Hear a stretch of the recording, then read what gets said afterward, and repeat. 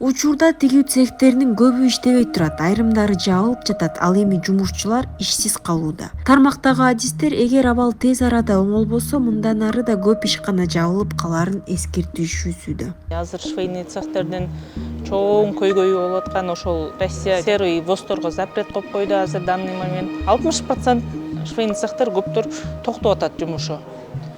Эми башында кичине күтүп атканбыз, бир ай күттүк. Граница жабылганда. Убакыт өткөн сайын четинен жабылып атат цехтер. Канча сотрудниктер жумушсуз калып атат. Балбырсын представительдер баары келип, кече дагы мына собрание болгон.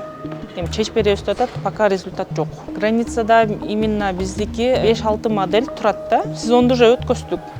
Потому что биз азыр данный момент уже сатып почти иштеп уже оборотко кирип калыш керек болчу да. Мамлекеттин кийлигишүүсү керек болуп атат да бизге азыр данный момент и в срочном порядке. Азыр чечилбесе эми бул только назад кетет да ишкерлер.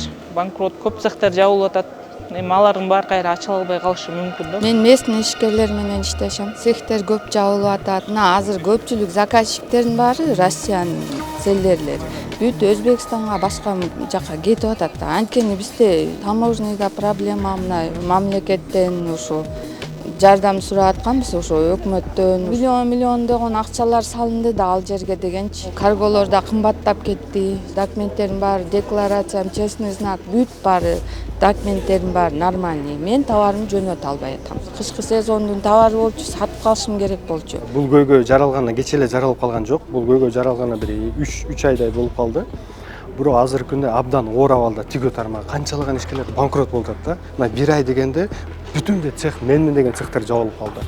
Демек биздин оборотубуз абдан кичинекей экен. Дагы 1 ай чечилбей жатып туруп атсачы, мындан 5 эсе көп цех жабылат. 100 000 деген адамдан ашык жумушсуз калып калат. Жумушчулар келет да, алар кредитке машина алат, ипотека алышы мүмкүн, же болбосо холодильник алышы мүмкүн, же болбосо квартирасын төлөйт. Азыр ошол адамдар эч нерсесин да төлөй албай атат.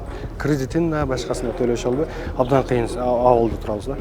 Буга мамлекет келип туруп мындай кол ачып, бир эмне кылайын деген нерсесин мен сезбей атам да, 2-3 айдан беричи. Экономика министрлигине караштуу Кыргыз экспорт бирикмеси өз учурунда жыл аягына чейин тигүү тармагынын өкүлдөрү үчүн окутуу жолугушуулары өтөрүн билдирип, ишкерлерди программаларга активдүү катышууга чакырды.